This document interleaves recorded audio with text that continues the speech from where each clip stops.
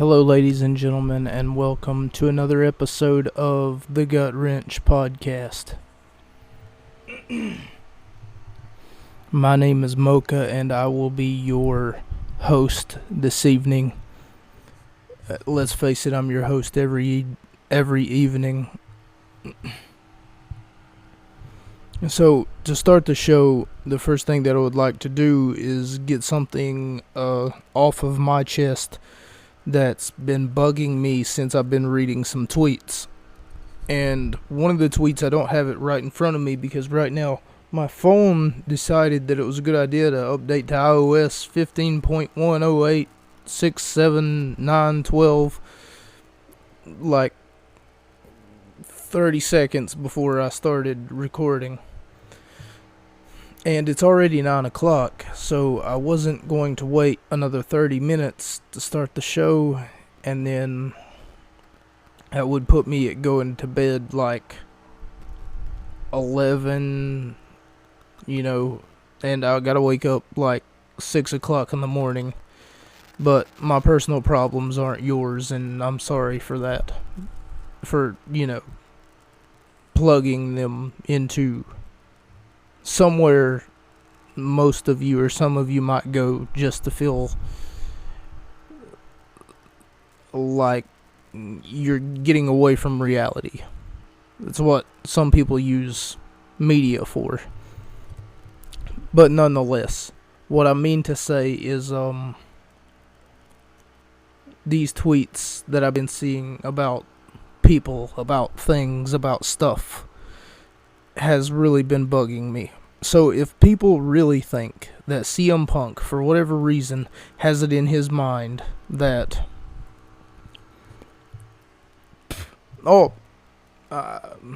guys, you guys remember me, right? From 2011, CM Punk, from 2006 to 2013, probably. The longest reigning WWE champion of the modern era. The guy who lost his UFC fight. Chick Magnet Punk. Chicago made Punk. You guys remember me, right? I'm still relevant. If you guys think for 1 second, and I don't know why you think this, but for whatever reason you seem to think that CM Punk is reverting back to his old ways. If CM Punk's not number one in the promoter's eyes, then CM Punk is going to leave the promotion that he's currently working for, and he's going to for lack of a better term, he's going to just crawl up into a ball and then just say, well, I quit. I can't be number one. I quit. It's seen as though that I can't be the champion, and I can't be who I want to be, and I just want to be the champion. What happened to CM Punk? Best in the world. It's still true to me, damn it. It's still true to me. If you guys really think that CM Punk is going to give up, or for that matter, that he's no longer relevant, for whatever reason, the people who believed in CM Punk in 2006, whenever he first introduced himself, like, story time, just really, really fast story time.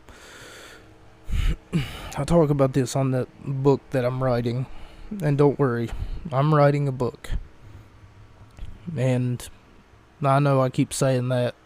You have yet to see the results of a book, let alone a PDF or screenshots. Where's the proof? Hashtag where's the proof? But what I mean to say is, in 2006, I remember CM Punk making his WWE debut, or at the time it was ECW, but it was ECW's. It was WWE's version of ECW. It wasn't actually ECW. But nonetheless, seeing CM Punk for the first time, I really didn't know what to make heads or tails of, but I let this man have a chance. Do you know who didn't want to let this man have a chance? Vince McMahon. Paul Heyman had to scratch and claw to get CM Punk to where he actually got an opportunity. This is CM Punk's message to everyone, practically. If you don't look like Hulk Hogan, and they talked about this in 2011, the fact that people like Triple H was afforded all the opportunities in WWE, but people like Colt Cabana got practically looked at, and then whenever Vince McMahon or anyone else who, as I've told you guys before, Vince McMahon has had these, it's almost like his board of directors are afraid to stand up to him and then say, no, boss, that's a bad idea. We shouldn't do that, because they're in fear for their job. Well, if that's the case, then anytime Vince looks at someone like a talent like Colt Cabana or Roddy Piper, Rey Mysterio, the only reason Rey Mysterio even got a World Heavyweight Championship shot wasn't due to the fact that he had worked hard for it. It was due to the fact that Eddie Guerrero passed away, and they wanted to give it to Rey to say, hey, maybe you can, carry Eddie's legacy for a little bit. That's practically the only reason that Rey Mysterio had a World Heavyweight Championship championship for as long or as little time as he did, because he only held it for like 2 months. But what I mean to say is that people like that don't really get afforded opportunities. The only reason that people like Johnny Gargano, for instance, even got half of the afforded opportunities that he got was because of Triple H and not because of Vince McMahon. My point, of course, and I'm sorry that this has been a 10-minute rant, but my point, of course, is that CM Punk told the wrestling world that he was there to save them, and for whatever reason, and this was in 2011, of course, the landscape is very different now, and of course he's in another company, but for whatever reason, they agreed with him back then that, the wrestling world needed a little bit of change.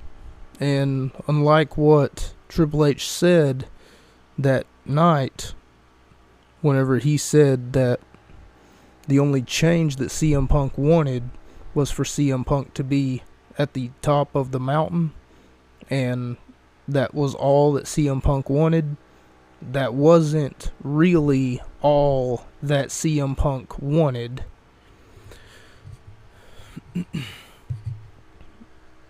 It feels good to be at the top, okay? It really does. Whenever you're number one in anything that you do, hell, if I was the number one podcast like Joe Rogan, if I was the number one wrestling podcast or the number one sports podcast, it would tickle me to tears, because I would know that people out there listen, they like my product, and for that matter, I wouldn't know what I was doing right, but I would try my best to stay on that top, 1% where I'm at. And I would try to ask people, hey, what is it that I'm doing right, so that I can continue to deliver all of the content that it is that you want to see. Hear, rather. So, it feels good to be number one. I can see CM Punk's problem. Let's fast forward now. Fast forward to today. Jon Moxley, the current interim, I'll say that again, interim AEW World Heavyweight Champion. And the reason that he's the interim champion is because Jon Moxley never lost his title, I think. And CM Punk is the current AEW champion. And the reason that he's the current AEW champion is because whenever he was injured, he never relinquished his championship. He never vacated it to begin with. So now they've got themselves into a little bit of a pickle here, where Jon Moxley is the AEW champion. Jon Moxley is also the GCW champion, to my knowledge. He never lost this championship. Jon Moxley is also one of 500 people to be voted number one in the top 500 of, like, I want to say 2021. There's a reason Tony Khan is the Wrestling Promoter of the Year, as voted for by Dave Meltzer. You know, that fucking idiot. And yes, he is an idiot. He is a babbling buffoon of a moron. And something else that really caught my eye was the fact, hang on, and I'll look at the tweet, because I'm going to have to look at the tweet before I can really do anything else. Okay. Here's the tweet sent by Roman Reigns. Roman Reigns on CM Punk. He says CM Punk was not as good or as over as John Cena or moved the needle like The Rock. That is not true. I am going to be the first person to tell you that that is bogus bullcrap, and for Roman Reigns to say something like that is, and of itself, is something to, it's almost like Roman Reigns is threatened by CM Punk in the other promotion. Why would Roman Reigns say something about CM Punk? Because CM Punk clearly has Roman Reigns' attention. So, or unless, you know, that's just a candid interview and I'm just getting half of the quote there, because, of course it is. It almost seems like the internet's mad at CM Punk and they're starting to speculate stuff. Oh, he's not going to show up for the next show in AEW. Oh, unless he's number one, he's just going to, you know, forego any wrestling, any wrestling commitments. You know, he's just going to give them all up. He's just going to, well, fuck that, and then just sweep it under the rug because he can't be number one. You know, you would be number one if you would actually work for it like Jon Moxley has. I'm on a fence here, okay? I'm going to be 100% with you guys because I don't know what else to do. I'm a fan of both CM Punk and Jon Moxley. All day today, all day yesterday, and all day the day before that, I've been internally trying to figure out how to word this so that I get on this microphone that I have in front of my hands, that I have in front of me rather, and I can try to organize it in a way that you all understand. I am a huge Jon Moxley fan. He deserves everything that he's gotten up until this point. He deserves everything that he has earned, everything rather, that he has gotten up until this point. I am a huge CM Punk fan, and I have been watching him for longer than I've been watching Jon Moxley. CM Punk for the longest time held the number one spot in professional wrestling and in professional wrestling history, and I'm sure that if he was to work just as hard as Jon Moxley, if not harder, that he would be in a comfortable position.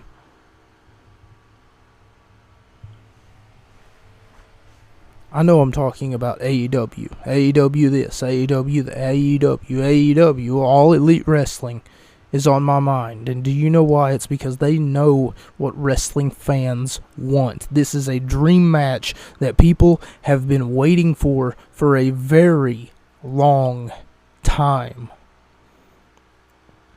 Because whenever you have two people who are these practical superstars in your company, you want to see them collide in one way or another. You want to see them tear down the house. And Roman Reigns, over on the other show, seems to be getting fluffed. He seems to be getting buffed, and for that matter, he seems to, they're fluffing his resume. They're like, hey, look at this guy over here. Look how big he is. And nobody can stop this guy. What are they going to do to him? How are you going to stop him? Roman isn't what he used to be, Used to, he was a relatable character. Because who wouldn't want to go to work every day, look their boss in the eyes, and then say, you will respect me? But now he's just like, don't get me wrong, I still like Roman. I still enjoy Roman Reigns. I can see why he's our tribal chief.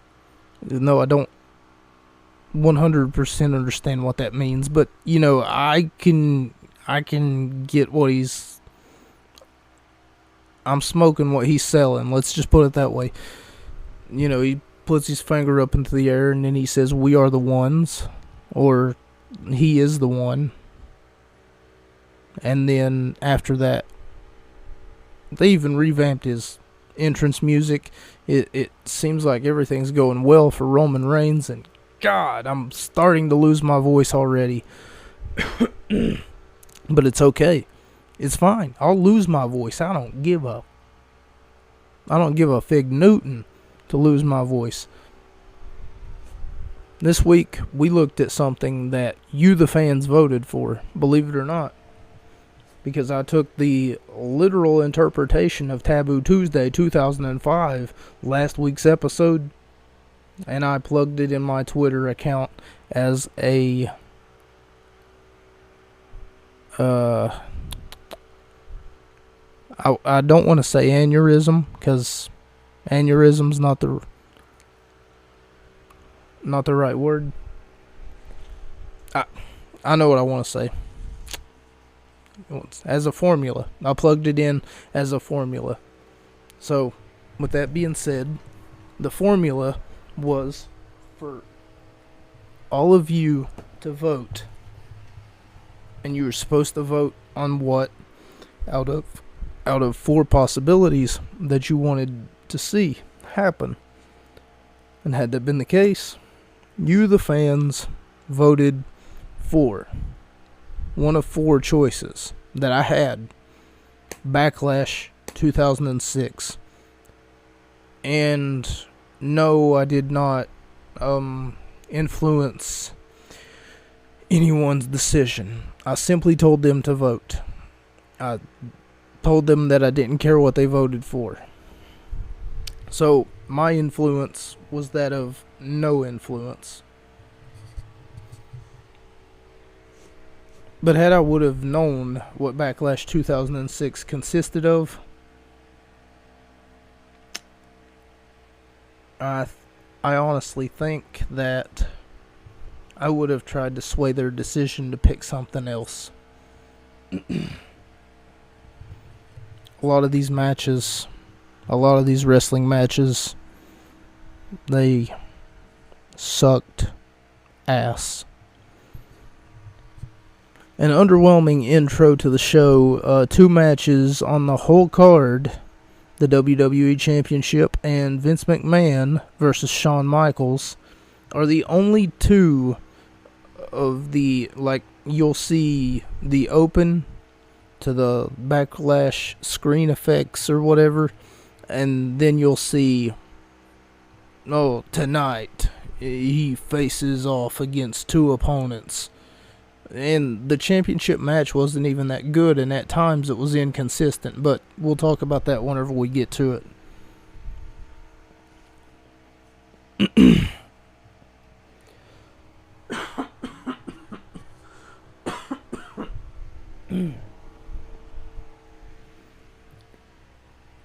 But nonetheless, we go to the first match of the night.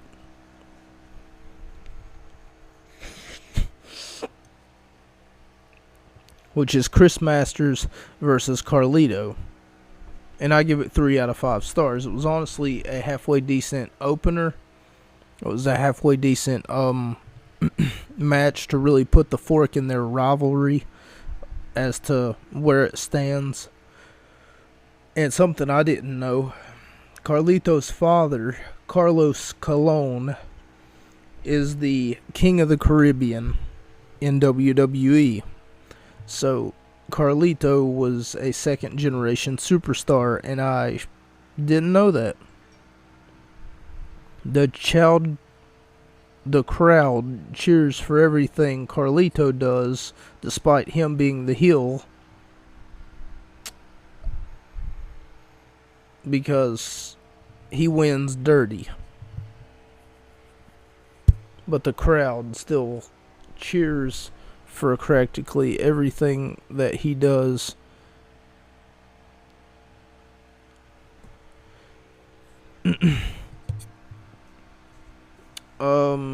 Maria. So after the match with Carlito and Chris Masters,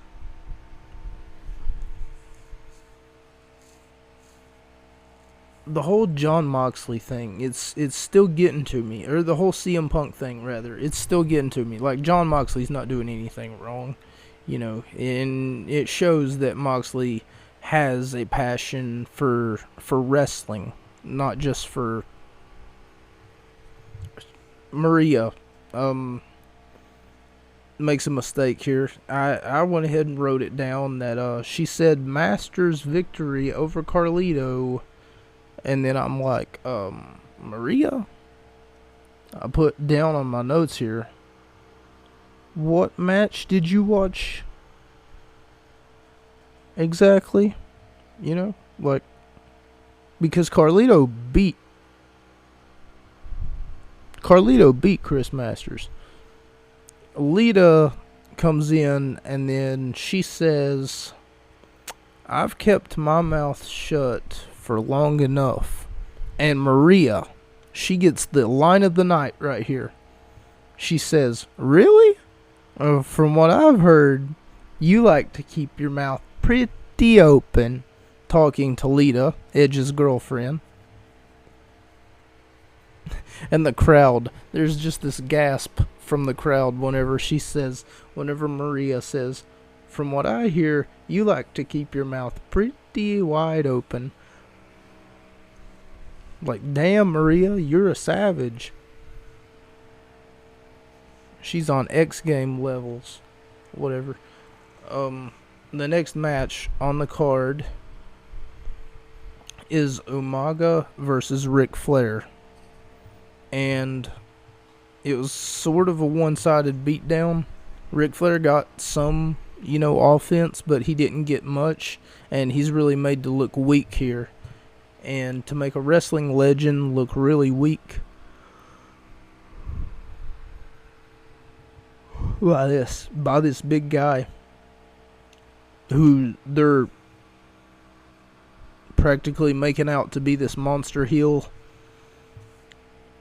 And then we go to a segment, which is one of 3 segments, but we'll only talk about 2 of them because the second segment I don't understand.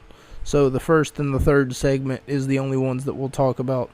The second segment involves Vince McMahon taking a loaf of bread and breaking it in half and throwing a fish, and for whatever reason it starts raining bread and fish.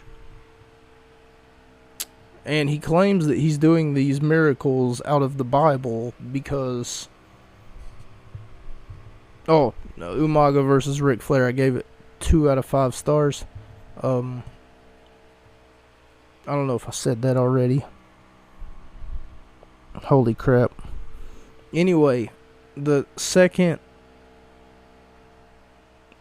I don't know how to put this, but for some reason he just breaks the bread and it starts raining fish. What? I wish I wish I could show it. I really do. Oh my god. Anyway, it's not important. It's not important. I'm sure it's on YouTube somewhere.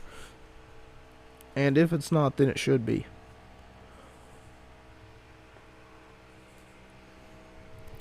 Mr. McMahon and Shane McMahon are backstage whenever Mr. McMahon takes Shane McMahon's bottled water and then he pours it on the ground. And after doing so, he starts almost like doing the frontwards moonwalk. And then he asks his son Shane McMahon, "Do you know what I'm doing?" Then he says, "Yeah, you're making a mess." And then he goes, "No." He says, "I'm walking on water." I don't think that's how it works. You don't pour water on the solid ground and then presume to stomp on the water that is on the solid ground and then claim that you're walking on water. But okay, sure. I guess via technicality, you're walking on water. Good job, Jesus. Well, the whole crutch of this storyline is the fact that Vince McMahon has a God complex and he thinks that he is Jesus. For whatever reason. Oh my god. I mean, I'm going to let you guys in on a secret, and it shouldn't be a secret at this point. I'm not religious, I'm not a Christian, but I'm not going to bash someone else's beliefs, believe it or not, just because I'm what you would consider the opposite of a Christian. Not an anti-Christian, but rather a Satanist. And that doesn't necessarily mean that I worship the devil or anything like that. What that means is that I keep an open mind to practically anything and everything. But this broadcast is not about me. I'm just drawing parallels to what it is that... I guess I'm not drawing any parallels at this point. This whole John Moxley...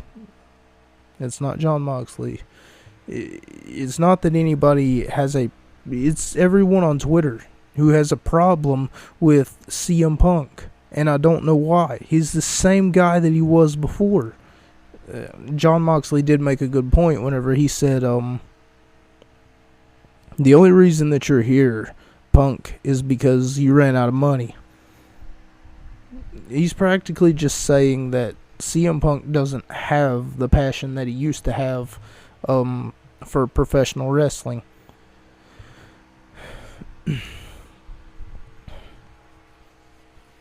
As much as John Moxley makes a bunch of valid points, it's hard for me, and I know that I talked about this before, it's hard for me to understand that, you know, like I said, I think it was last week or the week before, I used to keep a fucking journal of, like, days without CM Punk, just because I was so in love with the man's art and what he did in the wrestling ring. It changed me, and it changed the wrestling world. But for that matter, you know, WWE just took it and threw it out the window, because they don't want you to remember that he was the champion for 455 days or 489 days or however long that he was the champion for. That's why they got Roman Reigns with a new record, so that they can practically say, hey guys, anyone who's had a placement before Roman, you know, just forget about them.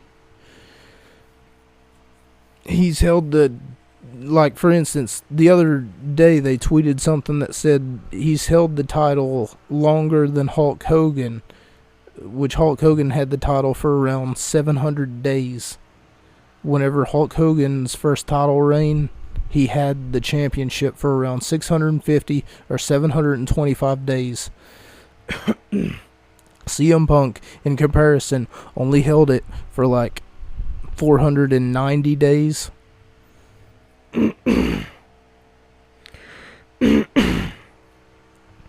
Both are very impressive title reigns, but one of them is obviously more impressive than the other.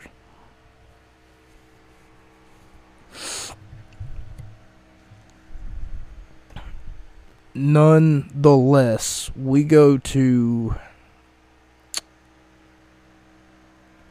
Oh yeah, Mr. McMahon talks about there's nothing God can do that he can't do. Holy crap. I'm about to offend a whole lot of Christians right now. If you are a Christian and you are listening, just remember that God loves you, and your faith is being tested by this broadcast. Let's just put it that way. I mean, there's no other way to put it. You know, if you are a Christian and you do believe in a higher power, such as a Jesus, or it's a very shallow way of thinking.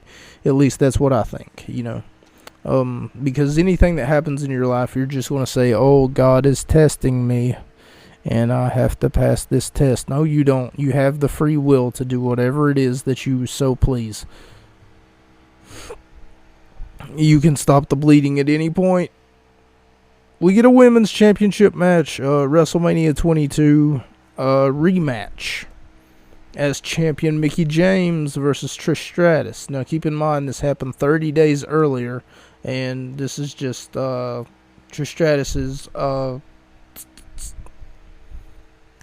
probably her championship rematch. So if you don't know, whenever you go to sign a WWE contract, most of the time you get a little caveat in your contract that says if you were to be the champion at any point in time, you have a 90-day rematch clause.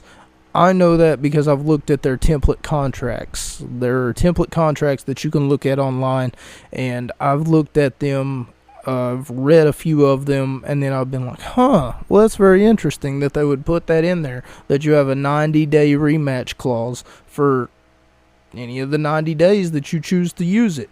Had that been the case, that would be within 3 pay-per-views. So if Trish Stratus was to win here, Mickie James would have had, you guessed it, a 90-day rematch clause. Trish Stratus, however, ends up losing, and not only that, but they make a big deal out of her almost like spraining her wrist or her ankle off of something that Mickie James did that I'm sure was an accident.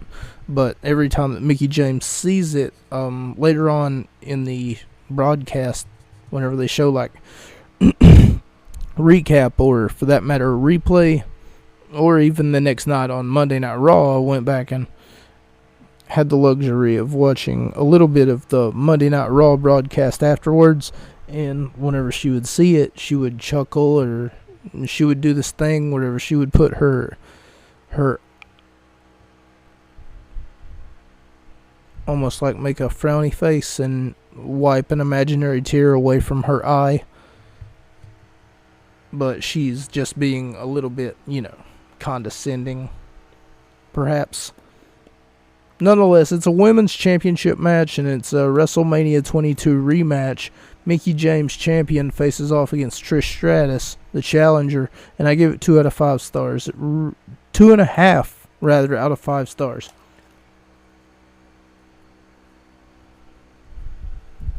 There's a hair on my tooth.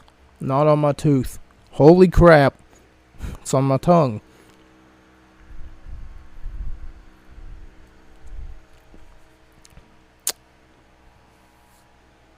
Talks about some of her facial expression. Okay. So, during the match, Mickie James, Trish Stratus, for whatever reason, whenever Trish is making some of these facial expressions, because obviously her shoulder, her wrist hurts, whichever one that it is, from the bump that she took, Jerry Lawler with the second line of the night, if Maria had the first line of the night with the whole, from what I hear, you like to keep your mouth pretty wide open. Holy crap. It still makes me chuckle. But he basically calling Lita a whore. But anyway, JR is talking about some of the facial expressions that Trish Stratus is showing, and King says, I'm having trouble looking at her face for some reason. Oh my god. It's like, we get it. You're the perverted old man. You like to look at, women in low-cut tops and wrestling gear and everything. Give it a rest. Just give it a rest. Pay attention to the match, not what she's wearing. Maria corrects herself, and you remember earlier she said with Masters' victory over Carlito, Maria, what match were you watching? Carlito clearly won that match by cheating, but it's okay. It's okay. This is a winner-take-all match for the Intercontinental and the Money in the Bank briefcase. So this was honestly the best match of the night, if not the second best match of the night.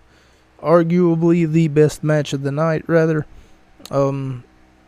Champion Shelton Benjamin versus Rob Van Dam. Now, RVD used to be my favorite wrestler, like, of all time, growing up. He was, like, the best, in my personal opinion.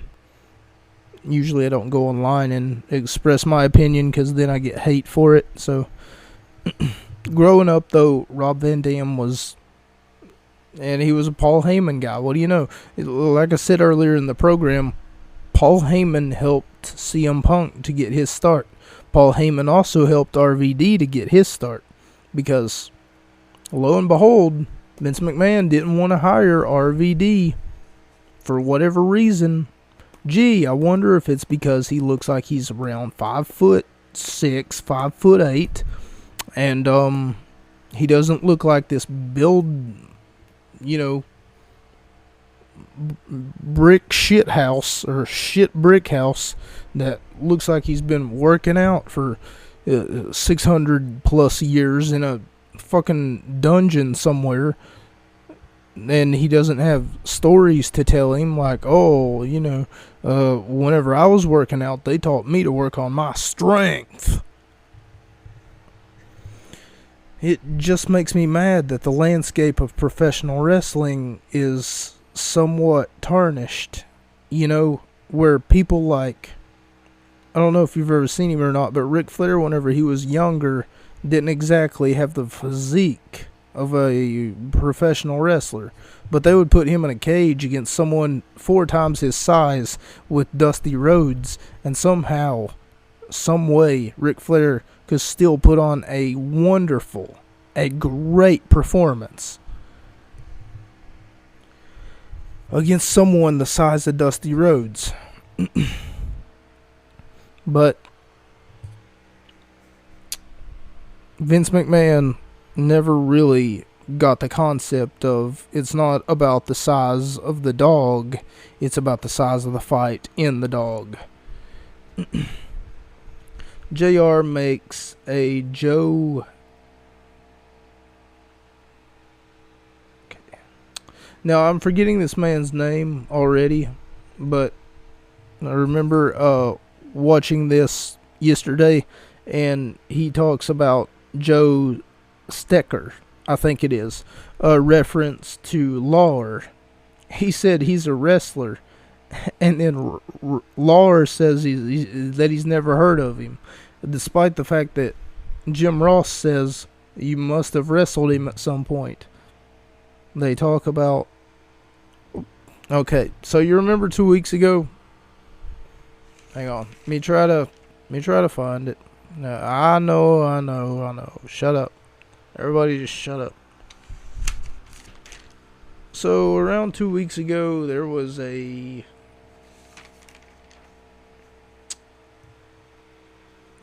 funny little skit that was done at the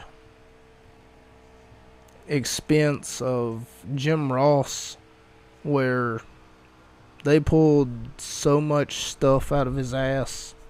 Like, literally pulling stuff out of this man's ass for his surgery, if you will.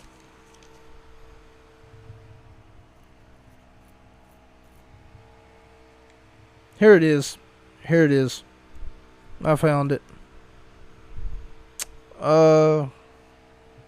They pulled barbecue sauce. They pulled an owl, Mae Young's other hand, goldfish in a plastic bag, a football helmet, Stone Cold bobblehead. He says he's gonna need the jaws of life. A metaphor for a mold cast. Okay, yeah, he's got his own head in his ass. I get it. So, if you'll remember, they did that, and I thought it was on Halloween, but it turns out it's on the week before Halloween, 10/24/2005.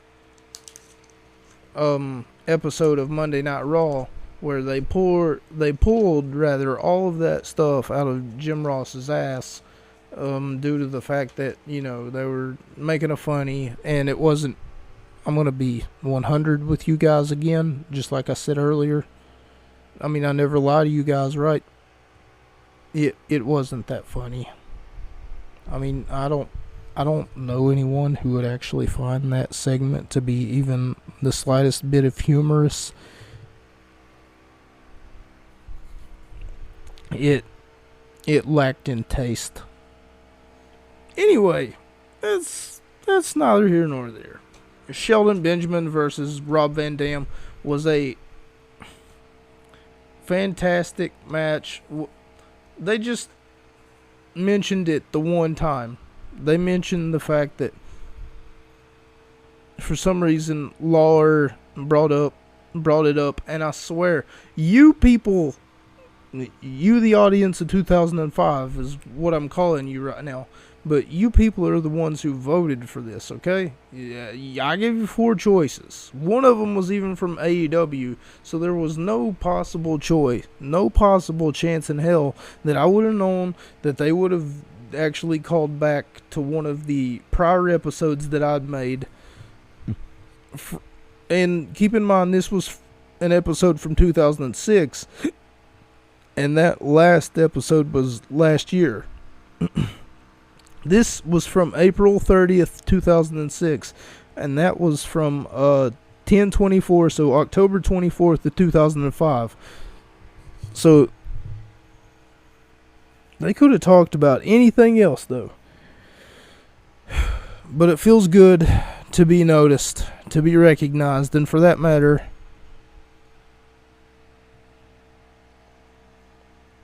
it was a winner-take-all match. The Intercontinental title was on the line, and so was the Money in the Bank briefcase. And it was honestly a great match. I wish I would have wrote down some highlights here so that I would have been able to, ramble them off and then be like, oh my god, he went for the frog splash, but he missed. But Benjamin went for the T-bone suplex, but he missed. But I give it 4 out of 5 stars. It was really good wrestling contest. So, if you'll remember at the Taboo Tuesday event, I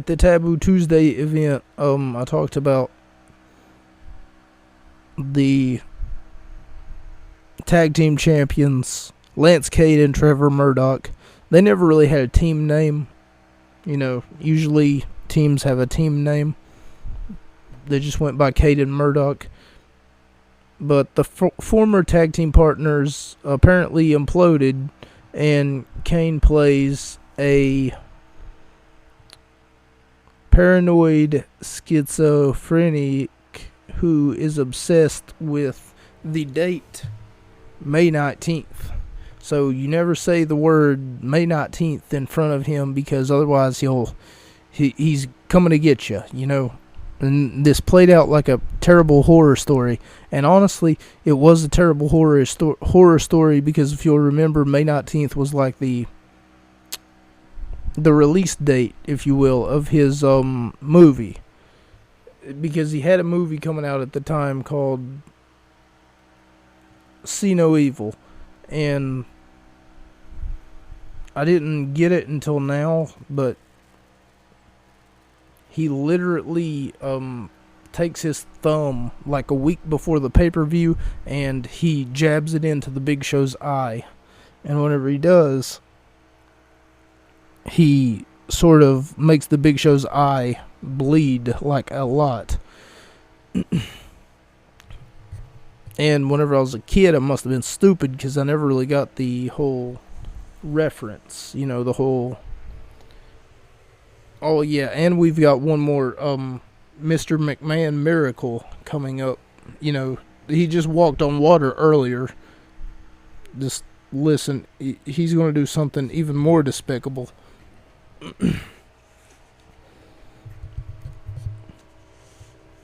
But Kane versus The Big Show, I gave it 1 out of 5 stars. They were tag team champions that were imploded. No one could stop them.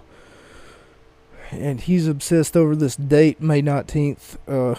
The announcer, Lillian Garcia, even almost gets chokeslammed because whenever he's headed to the ring, for whatever reason, she ends up saying, weighing 295 pounds from wherever he's from, and then Kane. And then all of a sudden he comes up to her, and then he tries to chokeslam her because she said that date. Don't you say that date to me again. He said, what date? She's just like looking all confused and stuff. Like, I didn't say anything, you stupid motherfucker. And then Big Show brings up the fact that he was in Waterboy, but you don't see him. Running up and down. They're trying to attack people or something like that. Yeah, and Big Show was in Waterboy. If you'll remember, he played Captain Insano. And he only had one part. I'm pretty sure one part in the entire movie. It ends in a no contest. The whole arena turns like into a red light, and remixes of It's Happening Again, You Can't Stop It, and stuff like that. Like the whole arena, it just turns red, like a red light just shining all over the place. And then for some reason, there's just this ominous voice that comes out and then goes, it's happening again. You can't stop it. You're powerless to stop it. It's going to happen again. Just keeps playing on like a loop or whatever. And the Big Show takes a chair and hits Kane in the head with it. And then the voices stop. But the bell never rings to signify disqualification or anything. So I just put that it was a no contest. 1 out of 5 stars. So Candice Michelle comes into Mr. McMahon's office before his match with Shawn Michaels. And she's got a huge problem. She says, I've got a chest cold. And seeing as though that you're a god, I thought that you could relieve my chest cold. And then all of a sudden, Candice Michelle, for whatever reason, I want to imagine Vince McMahon wrote himself into this story just so that he could do this one thing. Keep in mind, Michaels and Mr. McMahon have been feuding since WrestleMania. And for that matter, Michaels, if you haven't read his book, is a born-again Christian. So this was Mr. McMahon's way of trying to get back what he claimed was the old Shawn Michaels. He wanted the pill-popping, drug, sex-addicted Shawn Michaels. But Michaels told him many different times that Shawn Michaels is dead.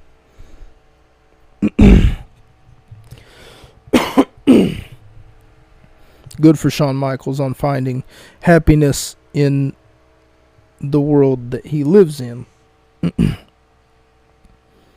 Nonetheless, what I mean to say is Candace Michelle comes into Vince McMahon's office or his room where they're staying, and then she says, "Hey, listen, I got a chest cold," and then McMahon tries to put his hand on her head, and then she says, "No, go lower. It's not a head cold, it's a chest cold." And then he puts his hand around her neck, and then she goes, "No, go lower." And then he puts his hand on her waist, and then she says, "Go higher. It's a chest cold." And then he puts his hand like right under her breast, and then they start praying together. Oh my God, this is just, I mean, it's almost like terrible, just hard to watch. And then she starts violently shaking, and then he starts saying, "Oh, amen, amen. Get this chest cold out of her. Oh, amen." And the camera's behind Vince McMahon, right? It's hard to really get a clear view on what it is that you're seeing, but the camera is behind Vince McMahon, and his silhouette is almost so big that it takes up. It's kind of like what you see versus what she sees, you know? Because you can't see Candace except whenever Vince McMahon leaves the room, and he says, "Ah, damn it." He leaves the room because Shane McMahon says, "Come on, we got to go. Well, you can cure her chest cold later."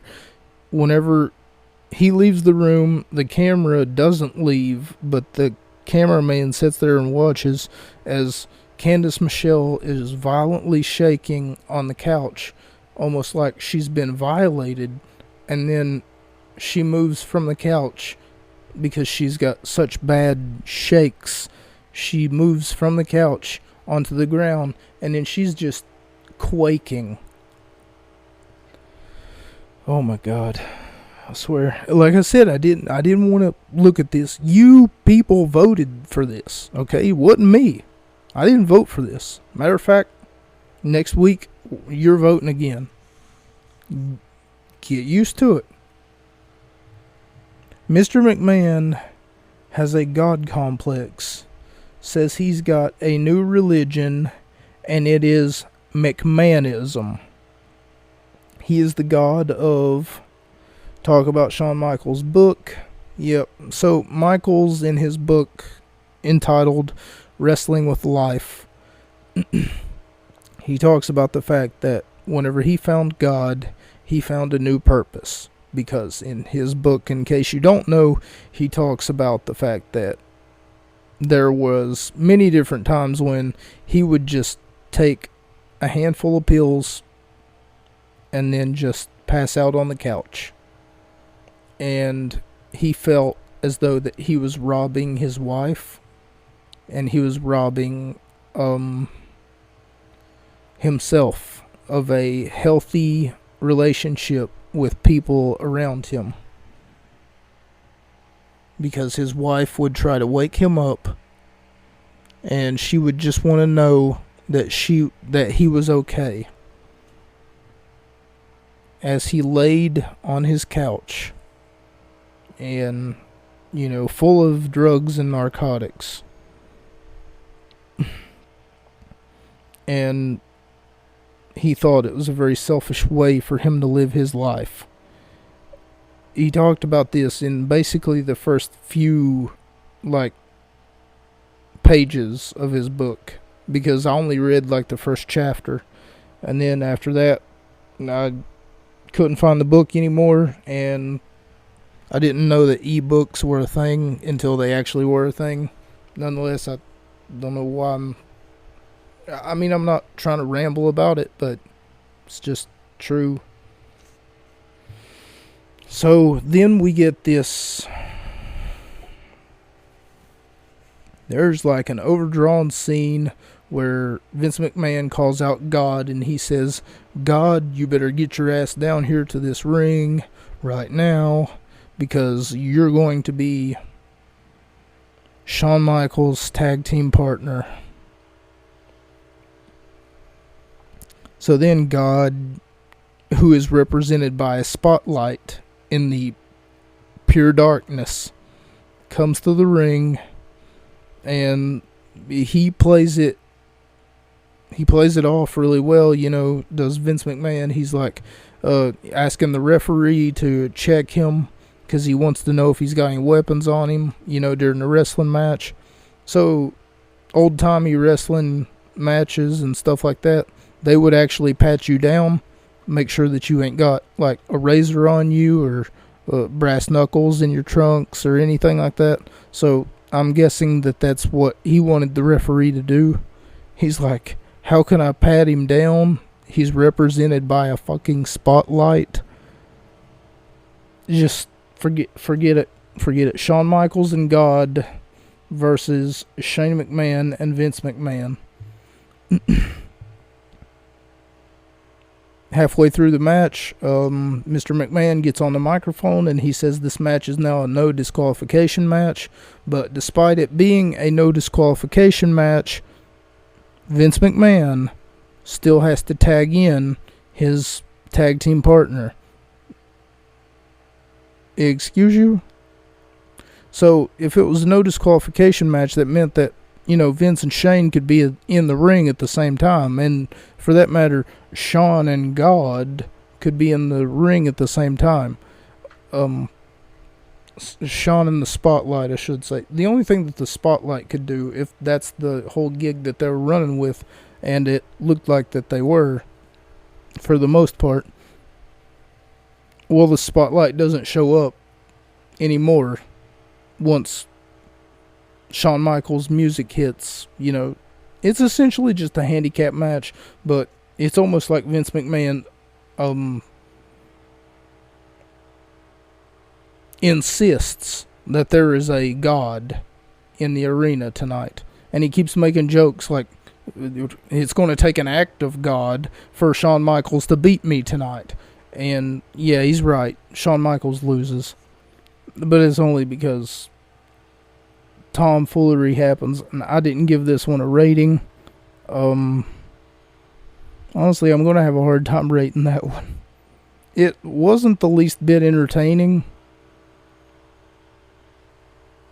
You got Jim Ross to actually curse on air whenever the end of the match comes. He says, this is bullshit. So whenever he says bullshit, he gets censored on Peacock. So I'm not sure what they're going to do to me for saying the exact same thing. I didn't have to look up what he said. Rather, it's almost like whenever someone says, this is, he didn't say baloney. Let's just put it that way. And now we come to our main event of the evening. Now, there's a few problems that I have with this match. Edge versus Triple H versus John Cena for the championship. A few problems that I'm going to have with this match right here. And that is the fact that, one, there is no disqualification. And if there is no disqualification in a triple threat setting, they make a big deal about there being no disqualification, but still rope breaks. So if someone grabs the rope, that means that the hold is broke. And for those of you who are wondering, so what? Rope break, right? Well, in a scenario where the superstar grabs the ropes, in case you forgot, the referee has to count to 5. And if you get to 5 and the superstar who's grabbing the ropes still hasn't let go of the ropes, that certain superstar is disqualified. I'm sorry. Wait a minute. Nope. Only in certain circumstances is that true. So, the superstar who hasn't let go of the wrestling hold, the submission maneuver, rather, is disqualified. unless the superstar grabbing the ropes is doing it for a disadvantageous purpose, such as gaining an advantage or using it as leverage in one way, shape, or form of another. Or if in turn you're choking someone with said ropes, then you would be grabbing the ropes yourself for various methodical purposes. Anyway, in any case whatsoever, if you're, let's say, I have you, the listener, in a chokehold, and let's say that the chokehold is the Cobra Clutch, and you were not the Camel Clutch, the Cobra Clutch. You were to grab the top rope there, and the referee was to count 1, 2, 3, 4, 5, and then once I got to a 5, I didn't let go of the hold, but you still had the rope. The referee would disqualify me. Why is this a big deal, though? Why do I keep, dancing around this question but not answering it? It's simple. Why would he disqualify me if they're making a big deal about there being no disqualifications? There should be no rope breaks to begin with, so that they wouldn't have to have that problem if it were to arise. For consistency reasons, there should be no rope breaks in this match. Edge versus Triple H versus John Cena, who John Cena is the champion. John Cena pins Triple H clean with a jackknife cover to win this contest. They say Billy Graham beat Hulk Hogan on this night, on this particular date, 4/30, which is April 30th, 1994. Superstar Billy Graham beat Hulk Hogan for the WWE Championship on that date. JR gets censored on Peacock.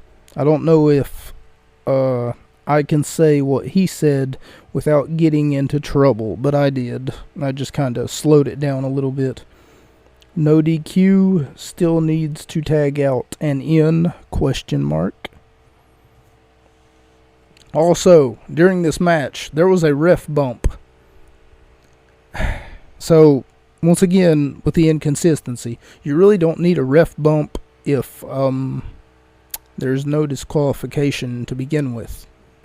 Like, the referee can see you cheating, he can do nothing about it.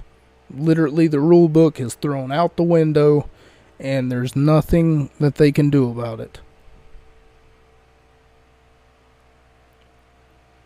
So, thank you all for joining me for this episode of the Gut Wrench Podcast.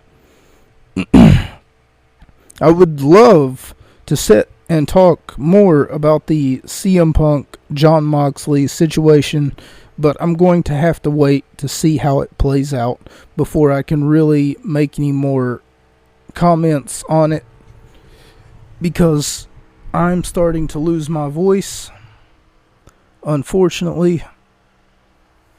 Well, I know what some of you are thinking. If you're starting to lose your voice, why don't you go find it? Got him. I heard a joke the other day. Matter of fact, before I closed the show, I should have told it at the beginning, but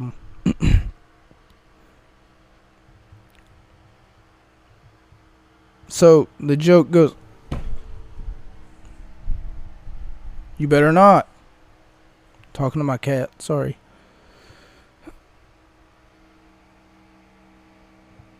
So the joke goes a little bit something like this. Can you have a runny nose if your nose doesn't have legs? Or how can your nose run if it doesn't have legs? Kind of like, how can my feet smell if they don't have a nose? A better question would be, how did 2 feet share one nose? Anyway, it's enough with the dad jokes. That's a wrap. And hope you all have a great day, wonderful weekend. I'm really bad at closing my show, I know. That's a wrap.